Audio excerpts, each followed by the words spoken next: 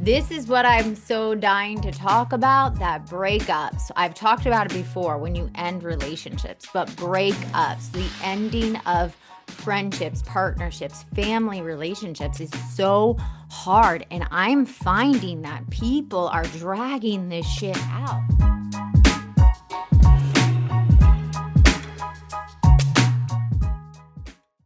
Shh. Welcome to the Secret Life Podcast. Tell me your secret. I'll tell you mine.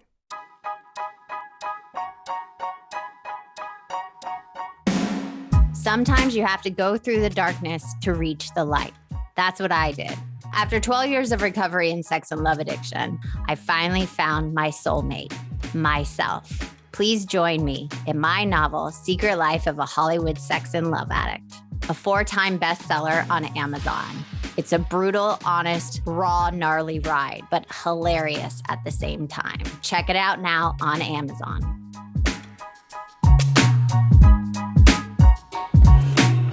Welcome to Secret Life Podcast. I'm Brannne Davis-Gantt. Today I'm pulling back the curtains of all kinds of human secrets. We'll hear about what people are hiding from themselves or others. You know, those deep, dark secrets you probably want to take to your grave. Or those lighter, funnier secrets that are just plain embarrassing. Join me each week as we take a deep dive into one subject matter, exploring the how, what, when, where, and why of it all. Get ready for a more focused, more revealing journey of the human experience. This is Secret Life. I'm excited for you to join the ride. Today, we are talking about dun dun dun. Breaking up is hard to do. So rip off that motherfucking Band-Aid fast.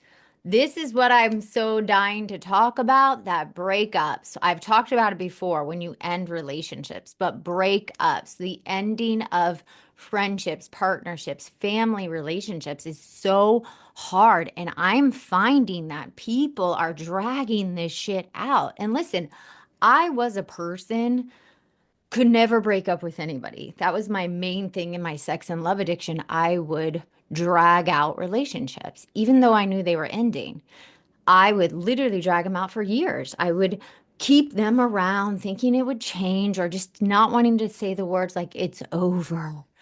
And I remember my first big boyfriend, it took literally some higher power coming through my mouth when he was going to move to Los Angeles at the airport. And it was like, this is over.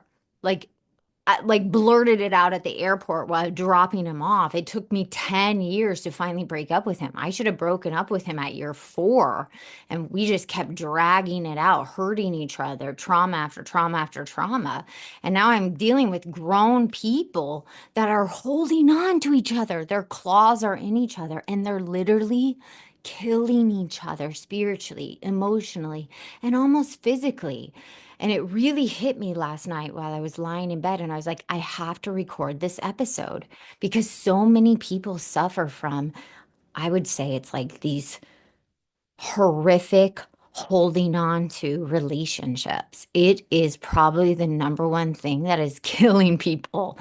They hold on to these relationships, even if they're not toxic. When a relationship is ending, we know it. We see the signs.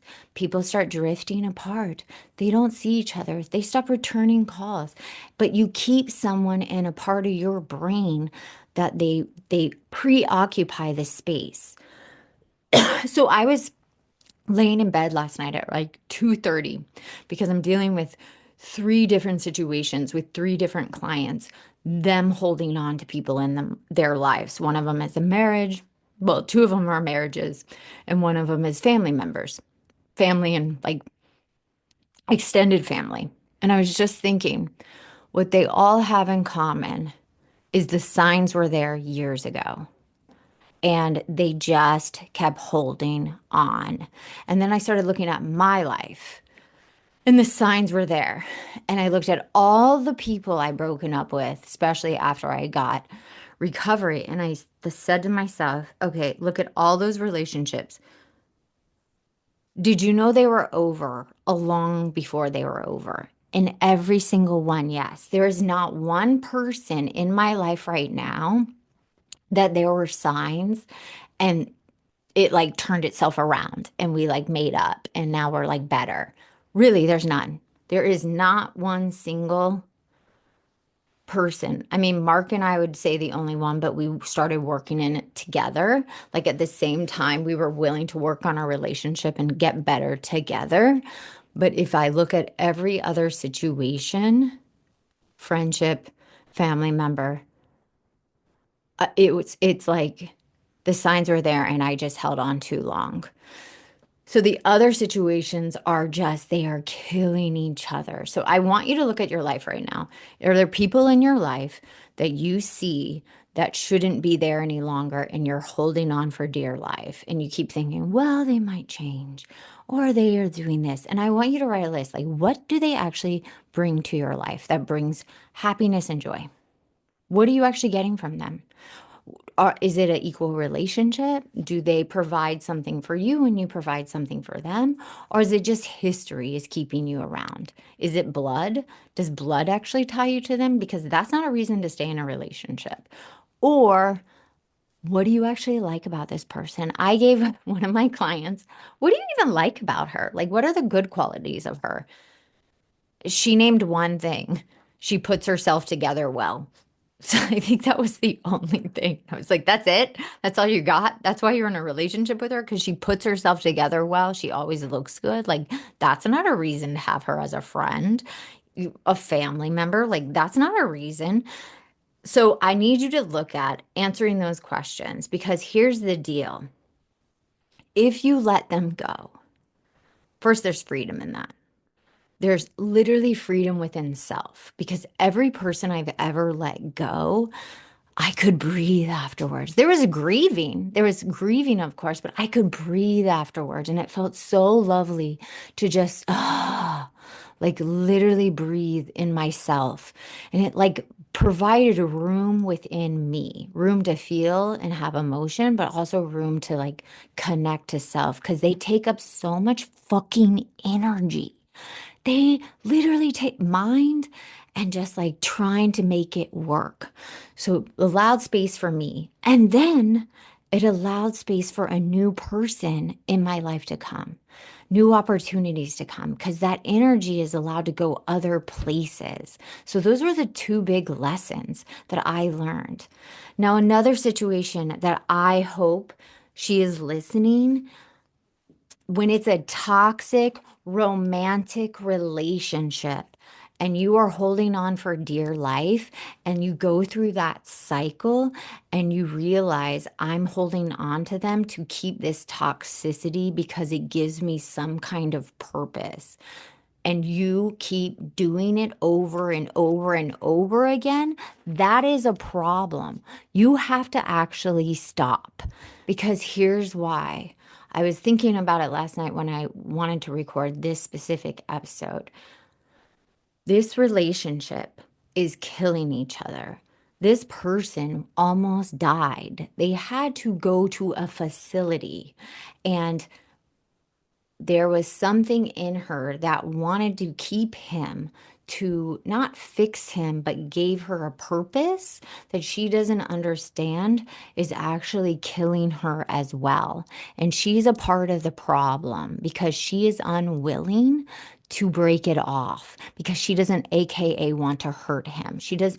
Every time she says, I want a divorce, she feels she's hurting him. And I literally last night had to tell her, you're actually killing him. You are the poison. You are the sick one. You're dragging this out and you're making it actually worse. And you're stabbing him over and over and over again because you say, I want a divorce, but then you're acting all loving and caring. That is brutal. When you know it's done, pull the fucking band-aid and be done. Because what you are doing is actually selfish.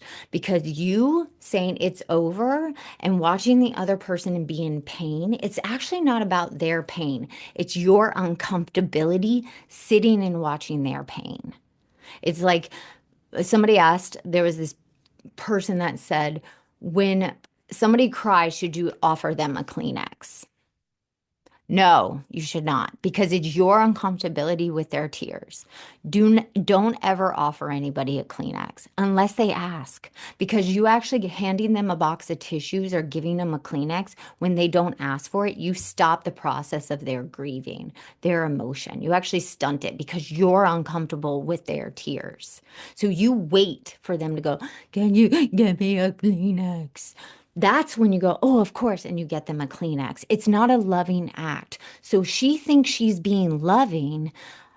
"I want to break up. I want a divorce. This is over." She thinks she's then loving, inviting him to her new house and showing him around. I'm like, you might as well just cut him to a million pieces.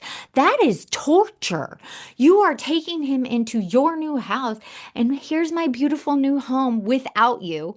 But here, come in and let's play a game with our kids, and everything is merry, and this is a fantasy land, but you're not actually a part of it. And I'm trying to make it nice. And actually, what you're doing is you're literally torturing someone. You're taking something and putting the worst pain. Like, he's viewing your life without him, and you're trying to make it feel better for you. It is so selfish. It is a selfish, self-seeking act that you can't sit in the uncomfortability of hurting somebody else to actually protect them.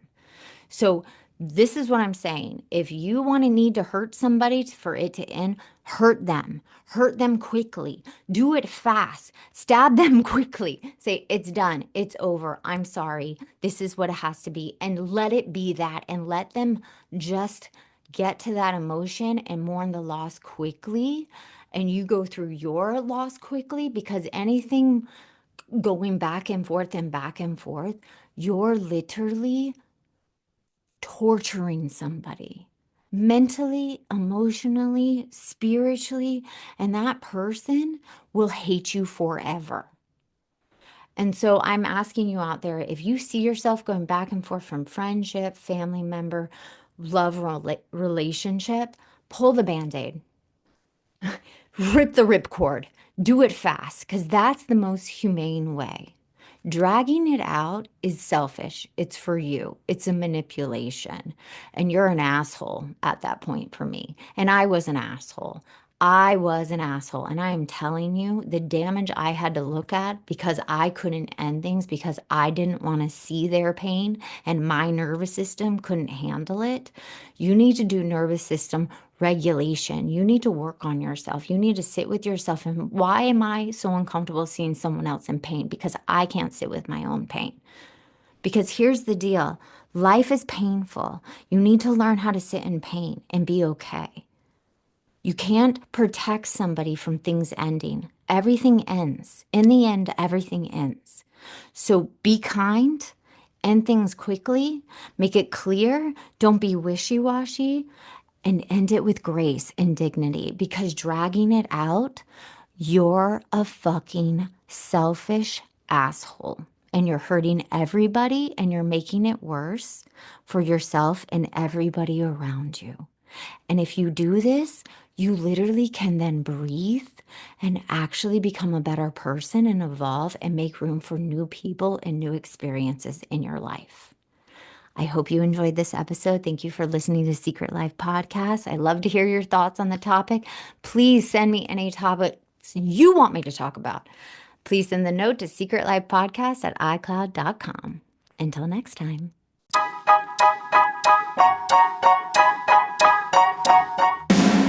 Thanks again for listening to the show.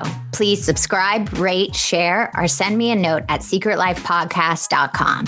And if you like to check out my book, head over to secretlifenovel.com or Amazon to pick up a copy for yourself or someone you love. Thanks again. See you soon.